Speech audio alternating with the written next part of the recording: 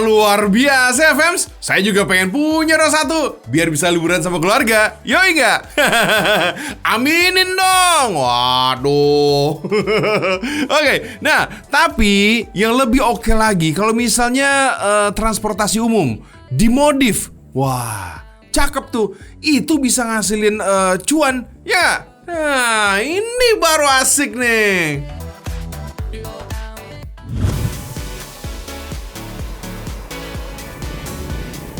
Kendaraan yang satu ini juga hasil modifikasi, Fems.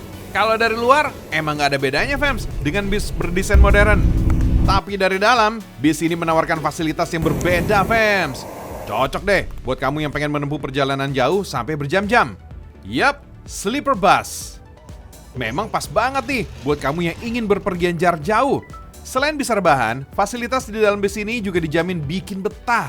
Mulai dari monitor hiburan untuk masing-masing penumpang, sampai slot USB untuk mengisi daya ponsel. Dalam satu bis, hanya tersedia 21 seat penumpang. Bisa dibilang ini bis eksklusif gitu, Fems.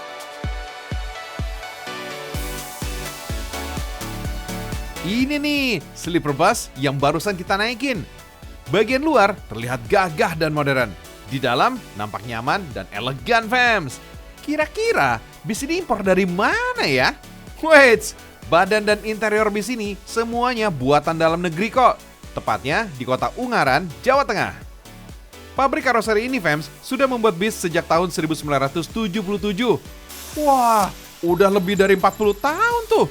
Berawal dari bengkel perbaikan mesin yang berdiri sejak tahun 1967. Pabrik ini berinovasi hingga menjadi pembuat bis karoseri sampai sekarang. Membuat bis berawal dari sasis ini nih. Sasis adalah rangka bagian bawah yang terdiri dari roda, transmisi, sistem suspensi, dan mesin. Ibaratnya, sasis adalah rangka utama kendaraan. Yang dibuat di pabrik ini hanya badan dan interiornya aja nih, Fems. Sementara untuk sasis biasanya didatangkan dari negara produsen kendaraan seperti Jepang, Jerman, dan Swedia. Untuk bagian badan bis, bahan stainless steel lah yang digunakan. Lembaran baja dipotong untuk dilubangi menggunakan laser. Sementara rangka baja untuk menopang badan bis dibengkokkan dulu nih menggunakan mesin.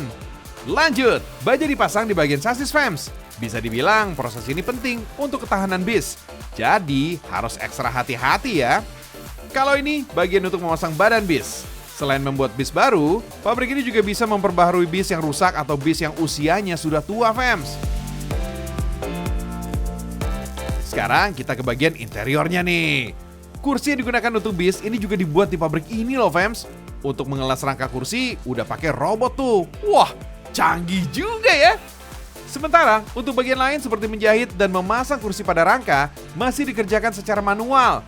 Tuh, kursi-kursi bis yang udah jadi. Kok ada kursi Transjakarta juga sih? Iya, Fems. Bis Transjakarta yang warawiri seantero Jakarta ini 80%-nya ini dibuat di pabrik ini juga nih, Fems. Tuh, bagian dalam bis ini sudah mulai diisi, terutama komponen elektronik untuk lampu, penyejuk udara, dan sebagainya. Untuk pengecatan ada beberapa tahap nih, mulai dari pemberian dempul untuk menutupi lubang-lubang kecil dan meratakan badan bis. Lalu pemberian warna dasar, supaya nanti catnya merembes ke pori-pori baja. Kalau udah, siap dicat sesuai pesanan deh.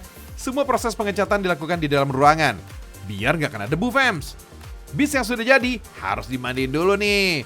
Bukan dicuci ya, tapi harus dites kebocorannya. Bis disemprot air bertekanan tinggi dari berbagai sisi selama 30 menit.